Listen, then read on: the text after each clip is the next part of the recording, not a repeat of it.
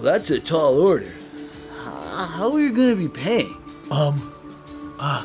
Discount? Welcome to WatchMojo, and today we're counting down our picks for the top 10 worst Disney movie ripoffs. You're a girl. Yes, I know. My real name is Mulan. I'm not sure if what we did was right.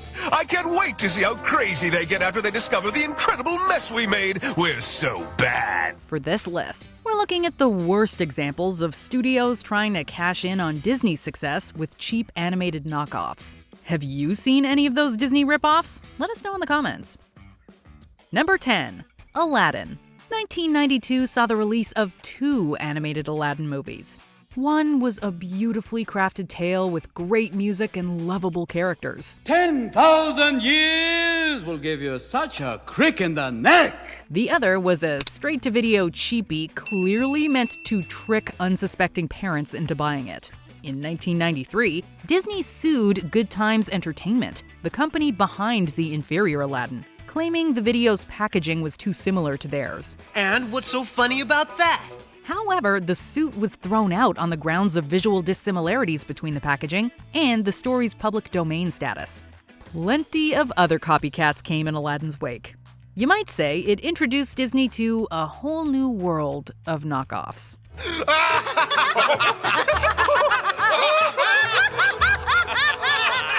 Number 9. Braver.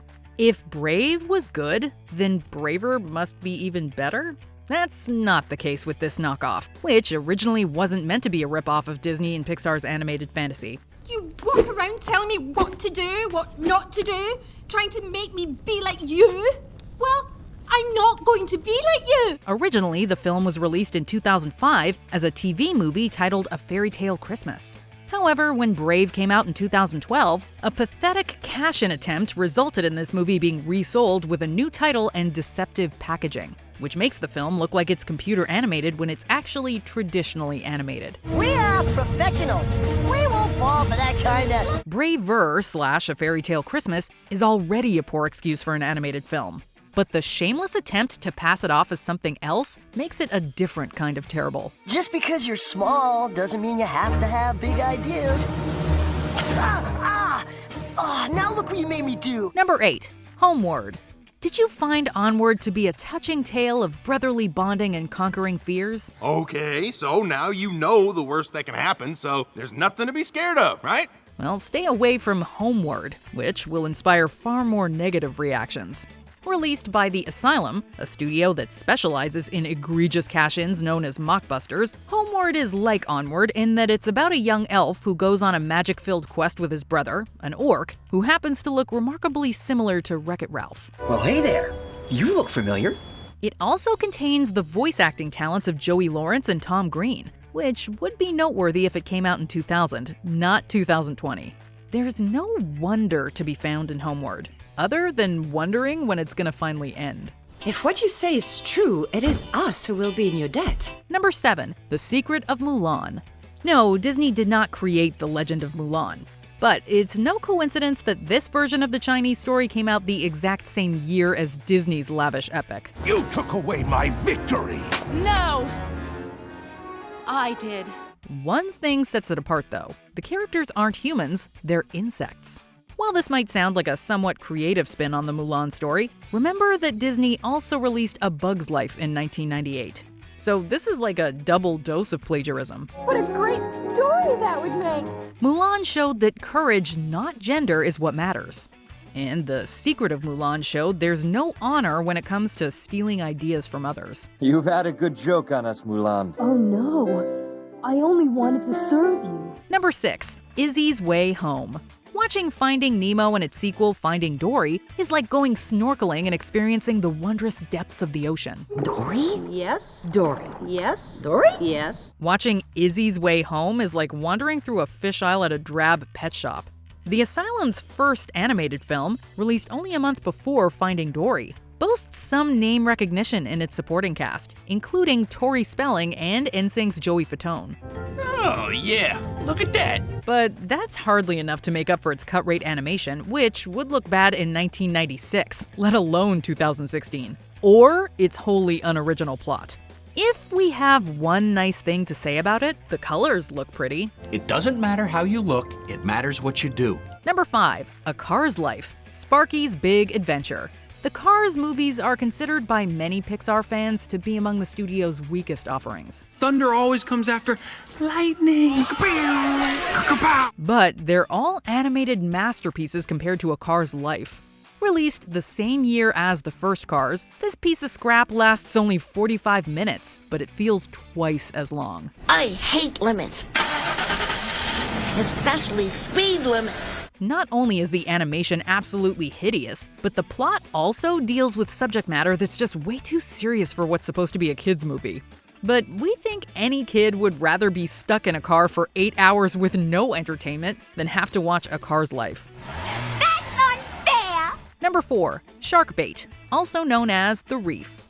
Disney isn't the only studio that's allowed to make animated movies set underwater, but at least others could learn to not follow them so closely. I don't know what to say. You know what to say. I'm just not the one you need to say it to. This one, confusingly known as The Reef, Shark Bait, and The Reef Shark Bait, has been called out for ripping off Finding Nemo and The Little Mermaid, as well as Shark Tale, a DreamWorks production. I can't have that. I'm sorry. The only thing impressive about it is that they managed to cast Freddie Prinze Jr., Evan Rachel Wood, Rob Schneider, and a few other recognizable actors. Otherwise, The Reef is just another painfully derivative and cheaply made animated film. Ew, I'm grossed out. Let's get out of here. Number 3. Bug Bites, An Ant's Life. When A Bug's Life came out in 1998, computer animation was still proving itself as a worthwhile competitor to traditional animation.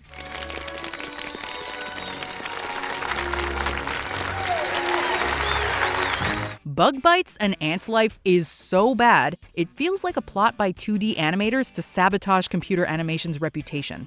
Trying to cash in on both A Bug's Life and DreamWorks' Ants, released the same year, Bug Bites is nowhere near feature length, at only 25 minutes long. All right, that's it. Huh? This is my niche in the food chain. The dead-eyed character designs and overall shoddiness make it feel like an unintentional horror movie. They got one thing right, though. This thing certainly bites. Hey, that hurt. Number 2. What's Up? Balloon to the Rescue.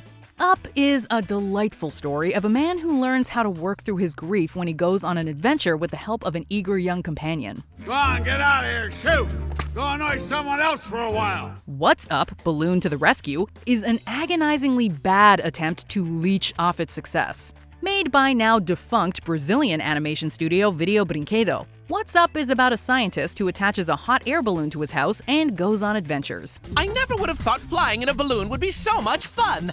And so stable, too! It looks awful, there's absolutely no attempt made to make sense, and there are multiple instances of clear racism.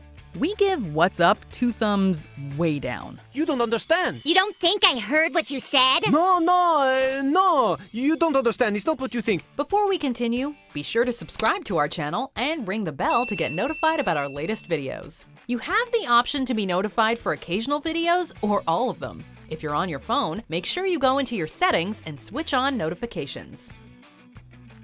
Number 1. Ratatoing. Even otherwise good animated films can look bad next to Ratatouille. Pixar's heartwarming story of a rat realizing his dream of working in a Paris fine dining restaurant. Don't say a word. If I think about it, I might change my mind. Just tell me what the rat wants to cook. Ratatoing, another Video Brinquedo production, sets a new low for animated storytelling. It basically tells us what Ratatouille would look like if the budget were $10 and the talent level were practically non-existent. Well, what do we have here? Getting through even 5 minutes of this piece of garbage is an achievement, let alone all 44 of them. Ratatouille taught us that anyone can cook. Ratatoing taught us that some people have no business working in animation. Hold on there, big guy! I think we started our relationship off badly before, if you know what I mean.